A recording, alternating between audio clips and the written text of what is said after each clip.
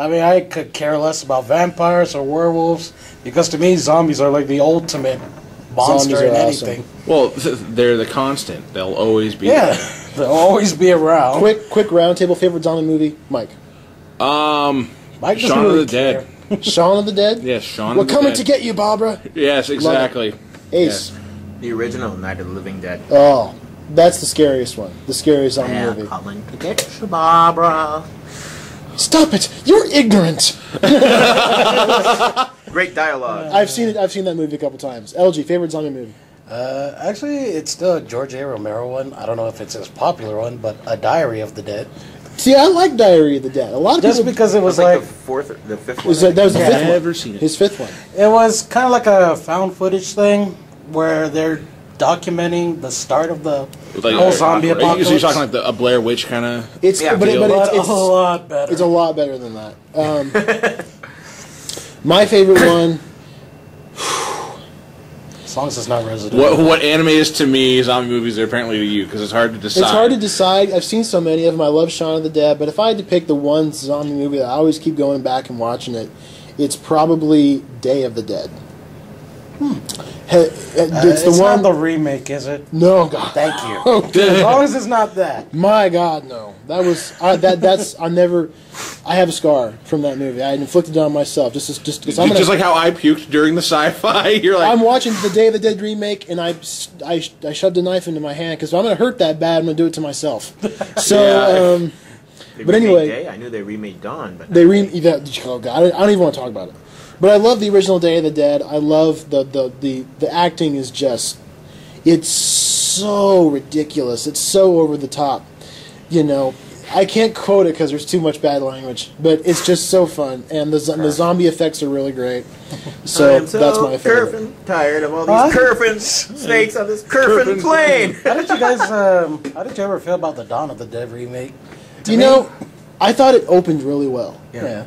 But towards the end of the movie, I was kind of getting tired of it. is that where they introduced the running zombies? Yes. Yeah. That's Yeah, what made it that- a little that scary. kills a lot If of you the- don't count 28 Days Later, where they're not really zombies anyway, Yeah. the first They're movie with disinfected. actual fast dead people was the remake of Dawn. Which that And never made any sense to me. LG's heard me time and time again explain as to why a zombie wouldn't work.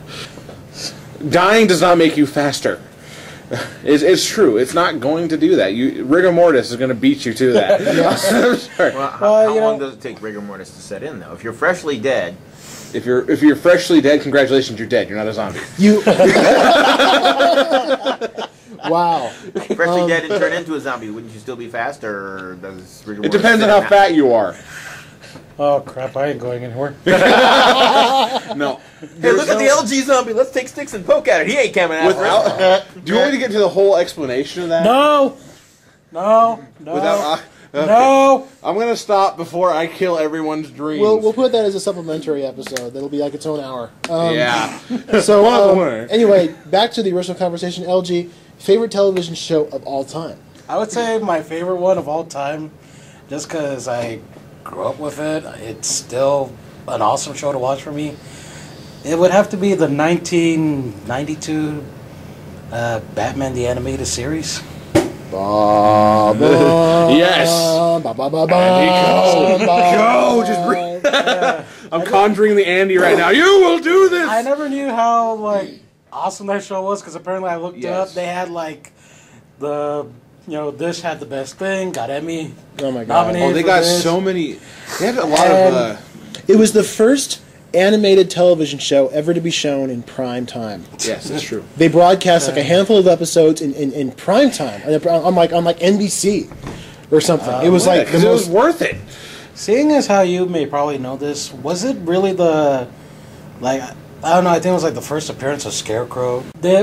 Was that episode the one that really popularized the whole I am the night, I am vengeance? Well, you know, the Batman the Animated Series that's what really. it said Okay, when I looked so- it up. Let's take a trip back to the early '90s. The Wow, nice hair there, Mike. so the the first two Tim Burton Batman movies came How the out. hell They did you were get drugged? hugely. Wow. No bath. That's what. So the first two Tim Burton Batman movies come out. They're really super popular. And Bruce Timm, who is apparently God, who went to Warner Brothers and said, hey, I want to do a Batman cartoon. Either he went to them or they came to him. And they kind of beat the idea around for a while, and it came out to Batman the Animated Series. And, you know, Batman the Animated, up to that point, the only real Batman villains that anybody knew about were the ones from the 60s TV show. The Riddler, Joker, Penguin, Catwoman, Mr. Freeze. So, wild! In that series, didn't they have like a lot of villains with major makeovers? The most serious retcon they did for villains was Mr. Freeze. They basically completely retrofitted the character of Mr. Freeze, and he became instantly, in the span of 20 minutes, one of the best Batman villains of all time. He went from being Otto Preminger in the 60s TV show to like this really serious, dark, tragic complex, guy. tragic, almost Shakespearean character. Yeah. Who looks a lot like Patrick Stewart. I prefer. Make it so. I prefer what's his name, Clayface. The His Clayface remake. was really good. I mean, the great thing about the animated series is that they brought a lot of what were considered then to be the more obscure Batman villains into the limelight. Like Clayface, like Man-Bat, like the Scarecrow. Like even Two-Face was pretty unknown before the animated... I mean, if you were a comic book fan, you knew him, but if you weren't a comic book fan of Two-Face, who's that? And then you see him in the animated series in that fantastic two-parter. The show's first two-parter, Two-Face Part 1 and 2. I know, right? That was intentional. Part 2. Yeah. And that was just amazing with the Voiced psychological... by Who was the voice actor, Ace? You know more about it than I do. Richard Mall. Richard Mall, thank you. That's very important to know. So, Almost got him. That was LG's, and I didn't know it would open that can of worms there. But see, you start talking about Batman, yeah, no. and you But it unleash this. seriously was my favorite. It was a series great of all show. time. I would say though the first season of it. The first season was really good. The next few seasons that came afterwards kind of got a little more. Well, they brought childish than Batgirl anything. in. They brought Batgirl in. They started using Robin more, and it got a little bit It more. became You know, the I like Adventures more- of Batman and Robin. Yeah, I liked some of my favorite episodes from that were the ones that involved Ra's al Ghul. oh yeah. They He were was my only more in a preferred handful one. of episodes, but they just nailed Ra's al Ghul perfectly. Okay. They did him so I'm trying to well. remember the voice artist. Ace knows everything about every voice artist that's ever been in a show ever. David Warner. Was it David Warner? It was David Warner! My gosh. It was Chancellor Gorkon from Star Trek 6. Yeah, animated series was great. My favorite TV show on TV right now, again, it's probably Big Bang Theory. That show is just really funny and really fun. Bazinga. Bazinga. I haven't watched any of it really. Is You there know- like a good? So, as you were mentioning earlier, Andy, what's the big to do on Big Bang this week? Well, this week, and by the time this show gets on the internet, it'll Probably probably over. already be out. But coming up this week, Leonard Nimoy does a cameo on Big Bang Theory, which I'm pretty sure will cause Sheldon to drop dead. He will just have an aneurysm and he will be dead. So that's going to be yeah, I'm really looking forward to that episode. Not because I want to see Sheldon die or anything, but because I want to see. But if Nimoy shows up at their apartment, isn't he violating the restraining order? You see, if Nimoy shows up, if Nimoy comes within the distance, it's not a violation of the restraining order. It's only if Sheldon encroaches on the space that's the Gotcha. violation. But I like Big Bang Theory. My favorite television show of all time. It's 60s Batman. Bam! I like the 60s Batman show. I make no apologies Zowie. for liking that show. I think it's a tie between. I mean, my favorite animated show ever is obviously Batman the Animated Series. No doubt. That's got to be Really? Wow. I know I would not have suspected you wouldn't that. think because it's me, but Because the Batman. I like the Batman too. That was a good show. It wasn't. It was I did like that version of the Joker. I could talk forever about the Batman, All over but the Joker's like this martial artist kind of deal. he's got bare feet. He wears like a straight jacket. Yeah. Well, anyways, Checks himself back to what in you the- were saying. Sorry. Favorite animated show. My favorite live action television show ever. Don't laugh. Oh, I probably will. Star Trek: The Original Series. And what's to laugh about that? Yeah. That is awesome. Well, some people. I spent many a Saturday and Sunday afternoon saying, "He's dead, Jim," 2 minutes before he says it. So yeah, the original series of Star Trek, my favorite live action show, favorite animated show is probably Batman the animated series. Now, I really want to talk about comics because I got something major I want to go over this week. Me and Mike know exactly what we're going to talk about. Because I did have And the fact is covered. that It is Strawberry Shortcake number 5. No, the incredible, the amazing Strawberry Shortcake number 5, the most amazing comic book I've ever read. No, I can't take it anymore. Let's just get to Batman. They and finally be done with kill it. off the purple pie man. Okay. So Batman number 7 came out this week finally after what seems like years since the last issue came out. Yes. I remember our whole discussion about Nobody last time. That was Batman and That was Robin. Batman and Yeah, I Robin. know, There's a but still. difference. But I it was remember funny. that. I liked it. It was funny. I laughed. Oh, So- back to Nobody. I mean, Andy. Oh. Ouch. Bazinga. I feel so loved. Yeah. So Batman number 7. I'm gonna. By the way, for anybody who doesn't know, we don't really give a damn about spoilers Yeah. on this show. If you haven't read it yet, just for you. pause this now. Go read it and come Go back. read it. And then we'll seriously, do- I don't care if you don't recap like it for you. Batman. Pause this now. Good for Go intermission. read it. So, our story begins with a flashback to the night that Bruce Wayne got the.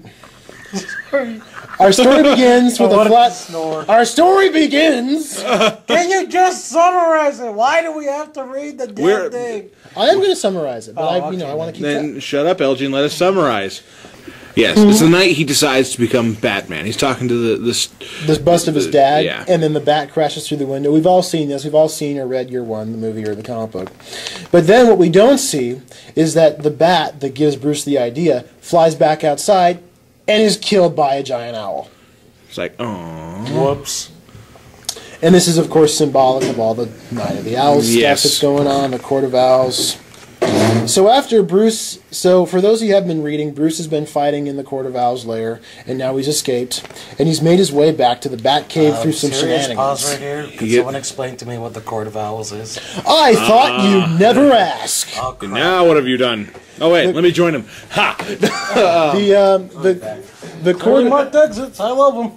the court of owls is a secret group of people that have like kind of ruled Gotham City from the shadows for hundreds of years. Batman doesn't know about them. And he had looked into it many times and came up with Came nothing. up with no evidence. But now it turns out that they've come out of hiding. They've sent a killer after Bruce Wayne, and now they've revealed themselves. And over the last couple issues, he's been stuck in this labyrinth, this underground maze underneath the city, and they've been driving Bruce Wayne crazy. We call it corn. But he's But yeah, so he's escaped from the maze in an awesome way, by the way. yes, he blew his way out. He basically pulled a MythBusters. When in doubt, blow something up. When in doubt, blow something up.